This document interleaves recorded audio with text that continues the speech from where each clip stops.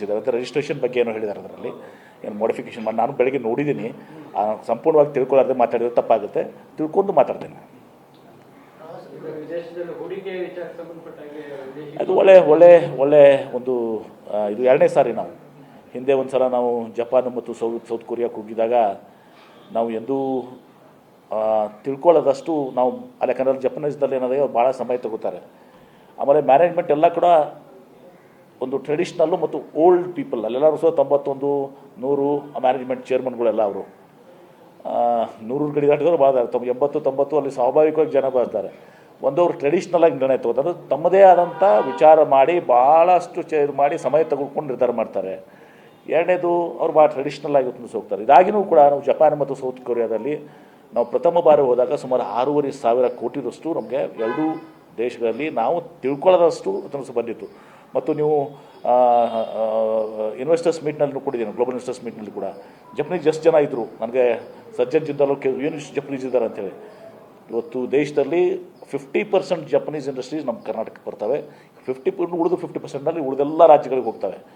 ಈಗಲೂ ಕೂಡ ನಾವು ಹೋದಾಗ ಕೆಲವೊಂದು ಎಕ್ಸ್ಪಾನ್ಷನ್ ಹೊಂಡದವ್ರ ಎಕ್ಸ್ಪಾನ್ಷನ್ 600 ಕೋಟಿ ರೂಪಾಯಿ ಅಂತ ಮಾಡಿದರು. ಇನ್ನೊಂದು ಮುಕುಂದ್ ಸ್ಟೀಲ್ಸ್ ಜೊತೆ ಅವ್ರು ಮಾಡಿದಂಥ ಅವರು ಕೂಡ ಅಲ್ಲಿ ಕೆಲವೊಂದು ಮ್ಯಾನುಫ್ಯಾಕ್ಚರಿಂಗ್ ಇದನ್ನು ಮಾಡ್ತಾಯಿದ್ದಾರೆ. ಆಮೇಲೆ ಕೆಲವೊಂದು ನಿಚ್ ಕಂಪ್ನೀಸ್ ಕೂಡ ಅವು ಕೆಲವೊಂದು ವರ್ಲ್ಡ್ ನಂಬರ್ 1 ಇದ್ದಾವೆ. ಅವೆಲ್ಲ 1,00,000 ಕೋಟಿ 2,00,000 ಕೋಟಿ ಕಂಪ್ನಿಗಳಿದ್ದಾವೆ. ಅವ್ರ ಇನ್ವೆಸ್ಟ್ಮೆಂಟ್ ಕಡಿಮೆ ಇರ್ಬೋದು, ಬಟ್ ಅದು ಇಕೋಸಿಸ್ಟಮ್ಗೆ ಆ್ಯಡ್ ಆಗ್ತದೆ. ಅಂಥವು 3-4 ಇದ್ದಾವೆ, 100 ಕೋಟಿ 150 ಕೋಟಿ 50 ಕೋಟಿ ಇಂಥವೆಲ್ಲನೂ ಕೂಡ ಸುಮಾರು ಒಂದು 4,000 ಕೋಟಿಯಷ್ಟು ನಾವು ಈಗ ಕನ್ಫರ್ಮೇಷನ್ಸ್ ನಮ್ಮ ಜೊತೆ ಇದ್ದಾವೆ. ಸೊ ಈ ಮೀಟಿಂಗ್ನಲ್ಲಿ ಕೂಡ ಹೋಗಿದ್ದು ಕೂಡ ಸಾರ್ಥಕ ಆಗಿದೆ. ಇದು ನಿರಂತರವಾಗಿ ನಾವು ಫಾಲೋ ಮಾಡಿಕೊಂಡು, ಯಾಕಂದರೆ ಈಗ ಭಾಳಷ್ಟು ಬದಲಾವಣೆಗಳು ಸಹ ಈ ಜಾಗತಿಕ ಮಟ್ಟದಲ್ಲಿ ಒಂದು ಆಗಿದ್ದಾವೆ. ಟ್ರಂಪ್ನವರ ತಾರೀಫ್ ಬಂದಿದೆ, 50% ತಾರೀಫ್ ನಮ್ಮ ದೇಶ ಮೇಲೆ ಹಾಕಿದ್ದಾರೆ. ನಮಗೆ ಇಲೆಕ್ಟ್ರಾನಿಕ್ಸ್ ಮೇಲೆ ಮತ್ತು ಫಾರ್ಮಾಸ್ಯೂಟಿಕಲ್ಸ್ ಮೇಲೆ ಹಾಕಿಲ್ಲ. ಅದು ಇಲೆಕ್ಟ್ರಾನಿಕ್ಸ್ ಮೇಲೆ ಹಾಕಿದರೆ ನಮ್ಗೆ ಭಾಳಷ್ಟು ಕಷ್ಟ ಆಗ್ತಾಯಿತ್ತು. ಮುಂದೆ ಅದು ಯಾವ ರೀತಿ ಮಾರ್ಪಾಡಾಗ್ತದೆ ಅಂತಲೂ ಕೂಡ ನೋಡೋಣ. ಯಾಕಂದರೆ ಎಲ್ಲರೂ ಕೂಡ ಈಗ ಏನೇ ನಿರ್ಣಯ ತಗೊಳ್ಳೋಕ್ಕೆ ಹಿಂಜರಿತಾರೆ. ಯಾಕಂದರೆ ಎಲ್ಲರೂ ಅವರು ಕೂಡ ಗೊಂದಲದಲ್ಲಿದ್ದಾರೆ, ಸಹ ಸ್ಪಷ್ಟತೆ ಇಲ್ಲ, ಕ್ಲಾರಿಟಿ ಇಲ್ಲ. ಹೀಗಾಗಿ ಕ್ಲಾರಿಟಿ ಬಂದಂಗೆ ನಿರ್ಧಾರಗಳನ್ನು ಮಾಡ್ತಾರೆ. ನಾವು ಕೂಡ ಅದಕ್ಕೆ ತಯಾರಿಯಾಗಿ ಇವತ್ತು ಯಾವ ರೀತಿ ಇದು ಮಾಡಬೇಕು ಅನ್ನೋದನ್ನು ಆಗಿದೆ.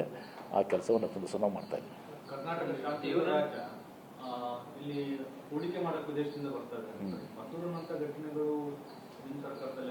ಆಗಬಾರ್ದು. ಇವತ್ತು ಒಂದು ಹೇಳ್ತೇನಲ್ಲ, ನಮಗೆ ಬೆಂಗಳೂರಿಗೆ ಬರುವಂಥದ್ದು, ರಾಜ್ಯಕ್ಕೆ ಬರುವಂಥ ವಿಶೇಷವಾಗಿ ದಕ್ಷಿಣ ರಾಜ್ಯಗಳೇನಿದಾವಲ್ಲ ಇವೆಲ್ಲ ಕೂಡ ಭಾಳ peaceful ರಾಜ್ಯಗಳಂತೇಳಿ.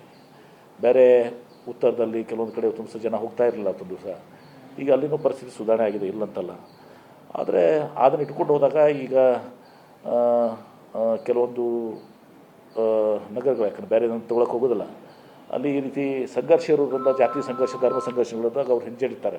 They want peaceful atmosphere for ಹೂಡಿಕೆಗಳ ಸಲುವಾಗಿ. ಇಲ್ಲಿ ಗಲಾಟೆಗಳು ಇದ್ದರೆ ಅವ್ರಿಗೆಲ್ಲ ಹಿಂಜರಿ ಆಗ್ತದೆ. ಅಂಥದ್ದು ಯಾವುದೂ ಕೂಡ ಇಫೆಕ್ಟ್ ನಮ್ಮ ಮೇಲೆ ಆಗಿಲ್ಲ ಇಲ್ಲಿವರೆಗೆ, ಆಗಬಾರ್ದು ಕೂಡ. ಅದಕ್ಕೆ ನಾವು ಶಾಂತಿಯನ್ನು, ಇದನ್ನು ನಮ್ಮ ರಾಜ್ಯದ ಇಮೇಜನ್ನು, ಟ್ರೆಡಿಷ್ನಲ್ ಇತಿಹಾಸ ಏನಿದೆ ಅದನ್ನು ಮುಂದುವರ್ಸ್ಕೊಂಡು ಹೋಗುವಂಥದ್ದು ಭಾಳ ಸೂಕ್ತ ಅಂತೇಳಿ ನಾನು ಕೂಡ ಭಾವಿಸ್ತೇನೆ. Thank you.